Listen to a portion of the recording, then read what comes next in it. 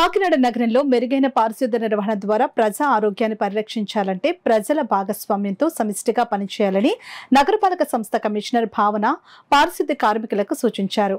బుధవారం కాకినాడ నగరంలోని 3-4 సర్కిల్స్ పరిధిలోని dairy farm centre, Ayodhya Nagar ప్రాంతాల్లో మస్తర్ కేంద్రాలను కమిషనర్ భావన ఆకస్మిక తనిఖీ చేశారు. అక్కడి పారిశుద్ధ్య కార్మికులతో మాట్లాడి సమస్యలు అడిగి తెలుసుకున్నారు.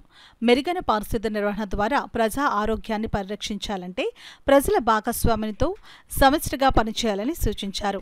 కార్మికులకు ఎటువంటి సమస్య ఉన్నా తన దృష్టికి తీసుకుని వస్తే పరిష్కరించేందుకు చర్యలు తీసుకుంటామని కమిషనర్ హామీ ఇచ్చారు.